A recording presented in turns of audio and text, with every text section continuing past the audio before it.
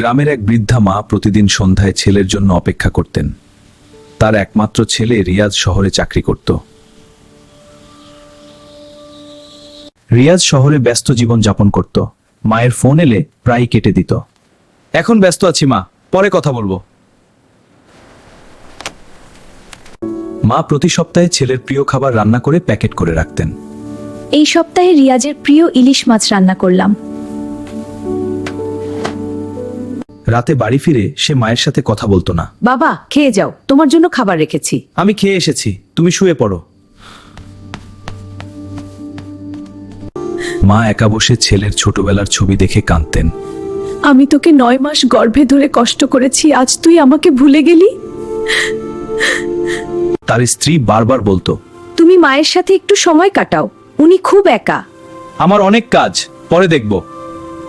আমার অনেক কাজ, পরে দেখব। ছেলের অবহেলায় মায়ের শরীর ভেঙে পড়তে লাগলো। আমার খুব একা লাগছে, আমি এত দুর্বল বোধ করছি। একদিন গ্রাম থেকে ফোন এলো, তোমার মায়ের অবস্থা খুব খারাপ, দ্রুত আসো। কি? মা কেমন আছে? আমি এখনই আসছি। রিয়াজ প্রথমবারের মতো ভয় পেল। ওহ, আমি ভয় পাচ্ছি, দয়া করো, আমি পৌঁছাতে চাই। বাড়িতে গিয়ে দেখলো তার মা শয্যাশায়ী। তুই এসেছিস, আমি তো তোর জন্য অপেক্ষা করছিলাম। রিয়াজ মায়ের হাত ধরে কাঁদতে লাগলো। মা, আমি অনেক ভুল করেছি, তোমার সাথে খারাপ ব্যবহার করেছি, আমাকে মাফ করে দাও। মা ছেলেকে ক্ষমা করে দিলেন। আমি তোকে কখনো রাগ করিনি বাবা, তুই শুধু ভালো থাকিস। কয়েকদিন পর মা চলে গেলেন।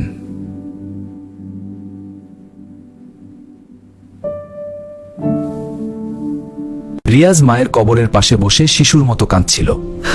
মা, তুমি চলে গেলে আমি একা হয়ে গেলাম। সে প্রতিদিন মায়ের কবরে এসে দোয়া করত।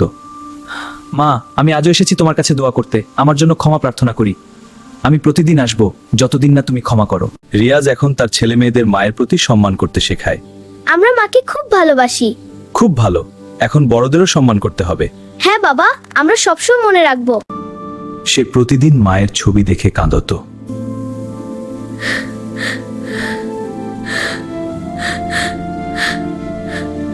সে আল্লাহর কাছে মায়ের জন্য দোয়া করত।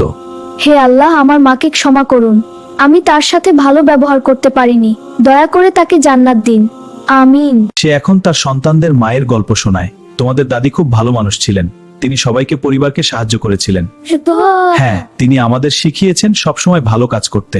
মা চলে যাওয়ার পর রিয়াজ বুঝতে পারল, মায়ের সাথে খারাপ ব্যবহার করলে পরে অনুতাপ করতে হয়। আল্লাহ আমাদের সবাইকে মায়ের প্রতি ভালোবাসা ও সম্মান দেওয়ার তৌফিক দিন, আমিন।